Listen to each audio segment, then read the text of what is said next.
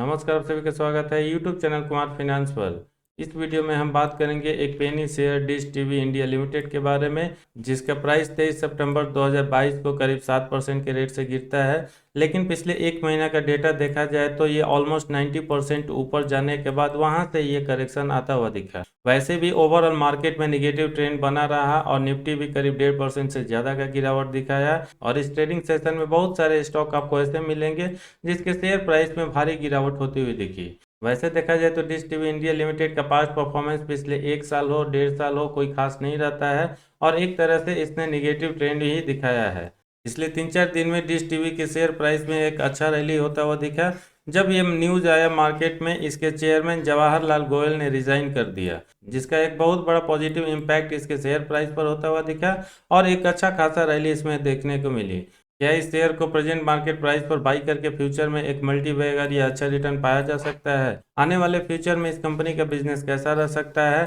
Fundamentally dish TV India limited current time में कैसा नजर आ रहा है? टेक्निकल चार्ट पे इसका परफॉर्मेंस फिलहाल कैसा देखने को मिल रहा है? ये कंप्लीट डिटेल एक छोटे से एनालिसिस के माध्यम से हम इस वीडियो में जाने, उसके पहले मैं कहना चाहूँगा, अगर आप नए हैं इस चैनल पर या अब तक आपने इसको सब्सक्राइब नहीं किया है, चैनल को सब्सक्राइब करके बेल आइकन का बटन जरूर प्रेस करें ताकि फ्यूचर में आने वाले वीडियो का नोटिफिकेशन आपको मिलती रहे। दोस्तों, साथ ही मैं कहना चाहूँगा, अगर इस चैनल के फेसबुक पेज से आप जुड़ना चाहते हैं या ट्विटर पर मेरे साथ अटैच होना चाहते हैं, दोनों का लिंक मैंने डिस्क्रिप्शन बॉक्स में डाल दिया है। उस लिंक के थ्रू आप मुझे फॉलो कर सकते हैं ट्विटर पर और आप कुमार फाइनेंस के फेसबुक पेज से जुड़ सकते हैं, जहां पर टाइम टू टाइम आपको अच्छे इन्फॉर्मेशन मिलते रहते हैं। दोस्तों, डिश टीवी इंडिया लिमिटेड के बिजनेस के बारे में वैसे तो आपको थोड़ा बहुत आइडिया जरूर होगा, क्योंकि ये एक one of the leading direct to home यानी डीटीएच प्रोवाइडर कंपनी है और इसके मैक्सिमम सर्विसेज आपको विलेज क्षेत्र में देखने को मिलेंगे, क्योंकि इस डीटीएच के बहुत सारे सर्विसेज फ्री में अवेलेबल है। ये कंपनी एसडी और एचडी दोनों तरह के चैनल कैटर करती है और कोई भी कस्टमर अपने रिक्वायरमेंट के हिसाब से उसको सब्सक्राइब कर सकता है।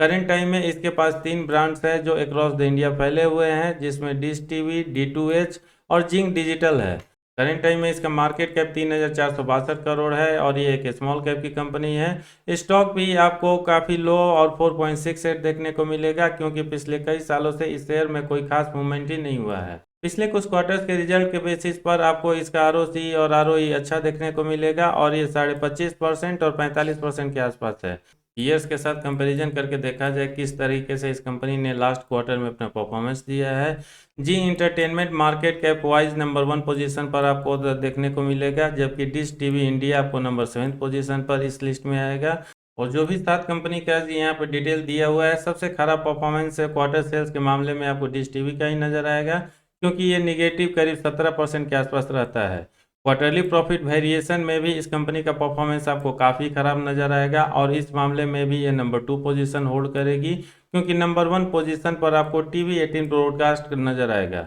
यानी ओवरऑल देखा जाए इसके लास्ट क्वार्टर परफॉर्मेंस को, तो न सिर्फ इसके क्वार्टर सेल्स वेरिएशन में बल्कि क्वार्टर प्रॉफिट ग्रोथ में भी डी ग्रोथ आता हुआ दिखेगा और दोनों ही फ्रंट पर कंपनी का परफॉर्मेंस काफ़ी निराशाजनक रहता है, क्योंकि ये निगेटिव बना हुआ है। पिछले 10 सालों का परफॉर्मेंस ओवरऑल देखा जाए तो ये कंपनी आपको काफ़ी निराश करेगी, क्योंकि इसका कंपाउंडेड सेल्स ग्रोथ पिछले 10 साल में ऑन एवरेज 4% तो देखने को मिलेगा, लेकिन 1 साल से लेके 5 साल के पीरियड में लगातार ये निगेटिव ट्रेंड दिखा रहा है। यानी इसका सेल्स ग्रोथ पॉजिटिव साइड में जाने की जगह लगातार निगेटिव साइड में चलता हुआ जा रहा है। कंपाउंडेड प्रॉफिट ग्रोथ इसके सेल्स ग्रोथ के कंपैरिजन में काफ़ी ज़्यादा अच्छा नजर आएगा, बावजूद इसके कि सेल्स ग्रोथ इसका नेगेटिव रहता है, प्रॉफिट ग्रोथ में लगातार आपको पॉजिटिव इंडिकेशन मिलता हुआ दिखेगा। पिछले 10 साल में ये 23%, 5 साल में 58%, 3 साल में 30% और 1 साल में सबसे अच्छा परफॉर्मेंस रहता है और ये 195% होता है। सेल्स ग्रोथ और प्रॉफिट ग्रोथ के कंपैरिजन में सबसे ज़्यादा नुकसान इस कंपनी ने अपने स्टॉक प्राइस CAGR में दिया है,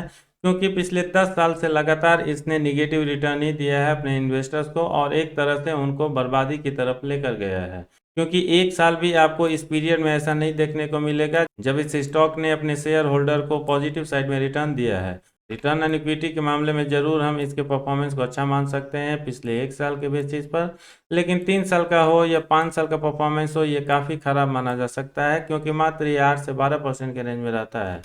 बैलेंस शीट भी इस कंपनी के पिछले कुछ सालों के डेटा के बेसिस पर खराब ही नजर आएगा, क्योंकि इसका रिजर्व 2011 से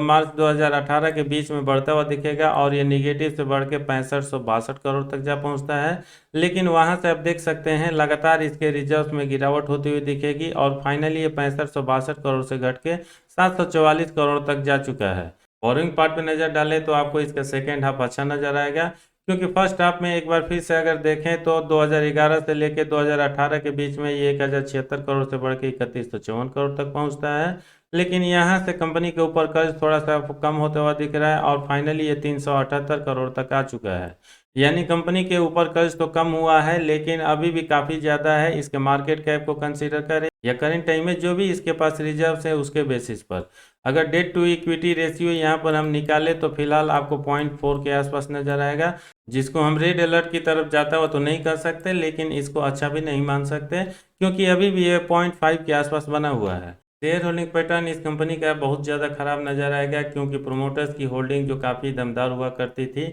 सितंबर 2019 से लेके मार्च 2020 के बीच में, और ये 55-54% के आसपास होता था, जो लगातार आपको यहाँ से घटता हुआ दिखेगा और फाइनली जून 2022 क्वार्टर रिपोर्ट में 4% तक आ चुका है। एफआईज की होल्डिंग आपको इस पीरियड में ऑलमोस्ट कंस्टेंट देखने को मिलेगी और ये 12-12.5% से मामूली गिरावट के साथ 10-10% के आसपास आता हुआ दिखेगा। डीआईज की होल्डिंग इस पीरियड में आपको बढ़ती हुई दिखेगी और ये 5% से बढ़ के 26.56% तक पहुंचता है, जबकि सबसे ज़्यादा होल्डिंग आपको पब्लिक में देखने को मिलेगी, जिसमें रिटेल इन्वेस्टर्स भी आते हैं और ये 27% से बढ़ के 58-59% तक आ चुका है। वैसे अक्सर हम देखते हैं जब भी किसी शेयर प्राइस में लगातार गिरावट का दौर जारी रहता है, अल्टीमेटली वो एक पेनी बन जाता है। रिटेल इन्वेस्टर्स का इंटरेस्ट उसमें काफ़ी ज़्यादा देखने को मिलता है और लगातार उस शेयर को बाई करके वो अपने पोर्टफोलियो में ऐड करते हुए जाते हैं, इस उम्मीद में आने वाले टाइम में उनको एक बार फिर से अच्छा रिटर्न मिलेगा और शेयर प्राइस का जो गोल्डन पीरियड रहता है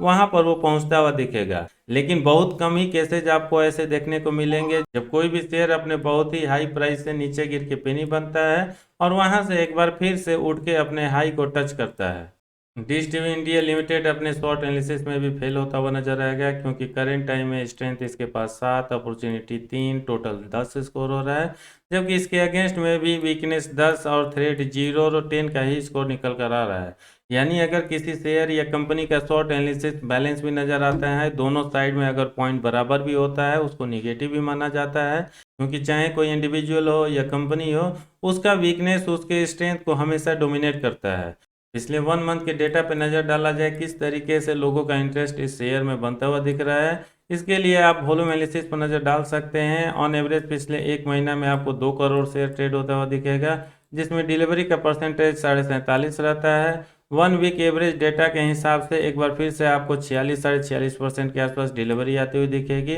लेकिन येस्टरडे में ये थोड़ा सा ज़्यादा कम होता हुआ दिखेगा, क्योंकि क्वांटिटी 8 करोड़ तो इसका ट्रेड होता है, डिलीवरी का परसेंटेज 36% के आसपास रहता है। यानी पिछले 1 महीना या 1 वीक डेटा के अकॉर्डिंग जरूर इसके शेयर में डिलीवरी का परसेंटेज काफ़ी हाई रहता है, लेकिन जिस तरीके से पिछले 1-2 दिनों में इसके शेयर में होल्डिंग का परसेंटेज कम हुआ है, उसी का रिफ्लेक्शन एक आपको आता हुआ नजर आएगा जब इसके शेयर प्राइस में करीब 7% के आसपास डिक्लाइन देखने को मिलता है। दोस्तों, इस वीडियो को कंक्लूड करें उसके पहले डिश टीवी इंडिया लिमिटेड के इन्वेस्टमेंट चेकलिस्ट पर नजर डाला जाए। जो 5 पैरामीटर दिया हुआ है, एकमात्र पैरामीटर नो रेड फ्लैग केवल ग्रीन जोन में जाता हुआ दिखेगा, यानी करंट टाइम में ये शेयर एएसएम या जीएसएम लिस्ट में नहीं है। बाकी 4 पैरामीटर या तो इनसफिशिएंट डेटा की वजह से ग्रे जोन में जाता हुआ दिखेगा या रेड अलर्ट आपको सिग्नल देता हुआ दिखेगा। फोरकास्ट में यहाँ पर मात्र एक एनालिस्ट ने अपना ओपिनियन शेयर किया है, लेकिन मैं इसको बहुत ज़्यादा यहाँ पर वैल्यू नहीं दूंगा, क्योंकि अगर किसी शेयर या कंपनी को लेकर मात्र एक ही एनालिस्ट अपना ओपिनियन शेयर करता है,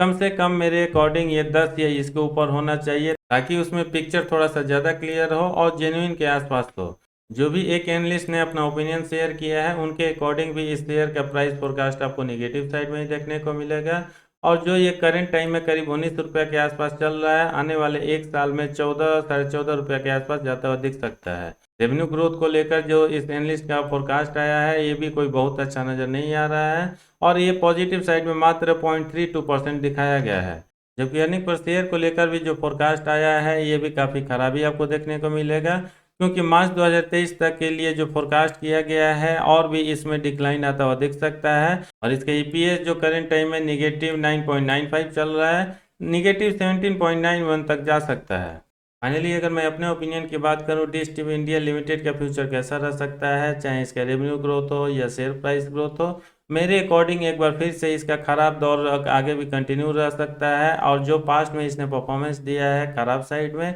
आने वाला शॉर्ट टर्म हो या मिड टर्म हो, ये सुधरता हुआ नहीं दिख रहा है। वैसे भी देखा जाए तो पिछले 1.5-2 सालों में प्रोमोटर्स ने अपनी होल्डिंग को काफ़ी ज़्यादा सेल किया है, और जो एक मेजर होल्डिंग उनकी 50% के ऊपर हुआ करती थी, वो कम होकर 4% के आसपास आ चुका है। जिस इंडस्ट्री से ये कंपनी आती है उसका ग्रोथ ना पिछले कुछ सालों में देखने को मिला है और ना आने वाले कुछ सालों में होता हुआ दिखेगा। क्योंकि जिस तरीके से मोबाइल ने पूरे टीवी इंडस्ट्री को रिप्लेस किया है, मैक्सिमम लोगों का एंगेजमेंट ओवर द मोबाइल बना रहता है, और उनके पास सबसे अच्छा बहुत सारे प्लेटफॉर्म्स ओटीटी के आ चुके हैं, जिसकी वजह से लोग टीवी को प्रेफर ना करते हुए मैक्सिमम टाइम या तो ओटीटी पे अपने बिताते हैं या यूट्यूब पर बिताते हैं। इसलिए डिश टीवी इंडिया लिमिटेड हो या इस इंडस्ट्री से आने वाली कोई दूसरी कंपनी, फ्यूचर में उनका रेवेन्यू ग्रोथ हो या प्रॉफिट ग्रोथ हो बहुत अच्छा होगा। मेरे अकॉर्डिंग ऐसा इमेजिन करना भी गलत होगा, और इसके बेसिस पर आप खुद सोच और समझ सकते हैं, जब किसी कंपनी का रेवेन्यू ग्रोथ हो, अर्निंग पर शेयर ग्रोथ हो या प्रॉफिट ग्रोथ हो, मिड टर्म से लेकर लॉन्ग टर्म तक अच्छा नहीं रहने वाला है, फिर उसके शेयर प्राइस में कैसे आपको अच्छा रिटर्न मिल सकता है, चाहे आपका व्यू मिड टर्म से लेकर लॉन्ग टर्म ही क्यों ना हो। बाकी आप क्या सोचते हैं इस कंपनी और शेयर के बारे में, आने वाले फ्यूचर में कहाँ जा सकता है? अपना ओपिनियन कमेंट करके ज़रूर बताइएगा। इस वीडियो में इतना ही, उम्मीद करता हूँ आपको पसंद आया होगा, इसलिए लाइक का बटन प्रेस करते हुए अपने सर्किल में उनके साथ ज़रूर शेयर करें जो डिश टीवी इंडिया लिमिटेड जैसे शेयर में इंटरेस्टेड है। पूरा वीडियो देखने के लिए धन्यवाद। जय हिंद।